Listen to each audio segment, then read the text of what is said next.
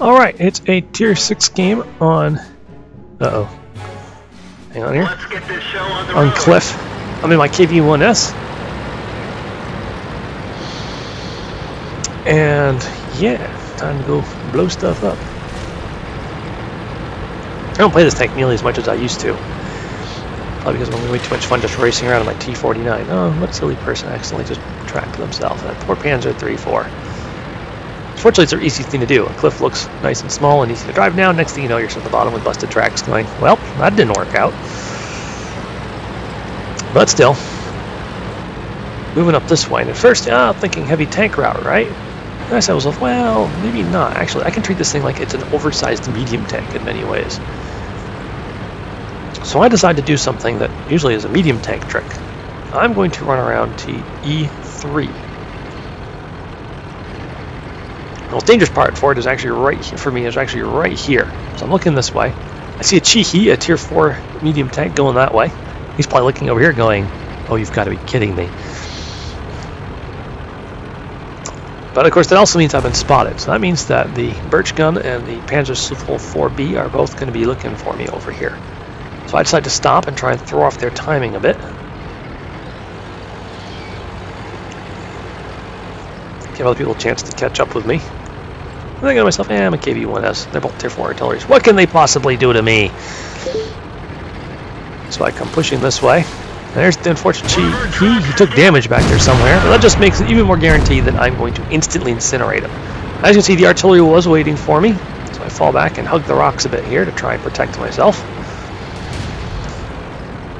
The enemy KV-1s has pushed forward and is confronting our Churchill 7. So even though it's quite risky to come out here and then get myself spotted, I decided to roll around here. As you can see, I'm definitely spotted because they saw me coming. Enemy is hit.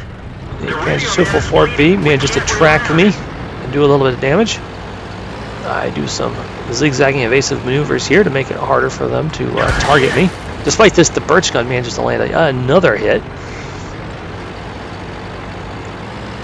But both have such low alpha that really the main problem I have with them is that they might perma-track me and I might end up being slowly killed that way. That shot went just high. Alright, though, looks like coming up here and flanking these guys was very successful. Our Churchill 7 and our AT2 can now advance. Oh, they're going to right smack down with Jag Panzer 4. There's two enemy Churchills moving up into the center. So I move over here where hopefully I can help catch them in a crossfire. The Churchill 7 is out of range at the moment, but there's a Churchill 1 over here that the rest of my team can't engage. It's alright. He doesn't seem to realize I'm here yet. Ouch. Now he knows I'm here. Pull back into cover here to reload. He proves he can still shoot at my turret though. That's fine, I'll just sit here, reveal my turret. He gets off one last shot, which bounces, and I obliterate him from existence. Now there's a Churchill 7 coming. Unfortunately, he's already taken out some of my buddies there in the middle. At first I think he's coming after me, so I say to myself, I'm not going to go do a face-to-face with the Churchill 7. Oh, excuse me. That's not going to work out so well.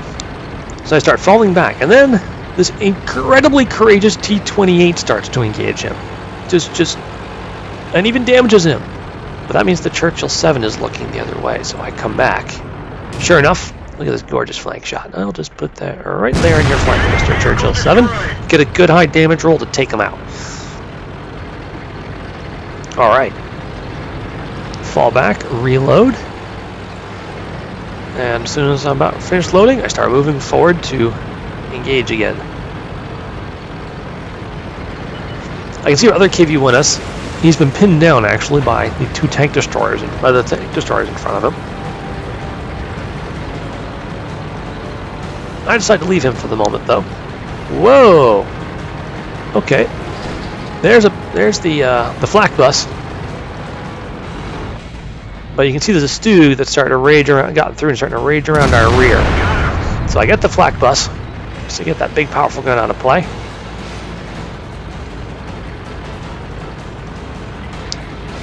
Our Churchill 1 is pointing out the Stug that is broken through. I let him know that I have noticed and I'm moving on him. He's just finished off the artillery when I bring his glorious run to an end. Alright, only 3 enemy tanks left. I know where 2 of them are. They're over on the eastern flank. Last one's in artillery. I decided to leave that for the Panzer III-4 and the T-28. And go racing off to help my fellow KV-1s. The Stug makes an unhappy face. I congratulate him on a good run, but he was on the other team, so it had to end. The other KV-1s is calling for help. He's under fire over there from tanks he can't see. T-49 is awfully vicious like that. So I say affirmative, and I'm rolling in here to outflank both the enemy tanks back here. I decided to start with the Panzer III-4, just because I know I can put myself in a position here where I should be shielded from fire from the T-49 and be able to just engage the Panzer III-4. And a full health, or near full, KV-1s versus any Tier 5 medium where I can take cover and hide while reloading can only have one ending.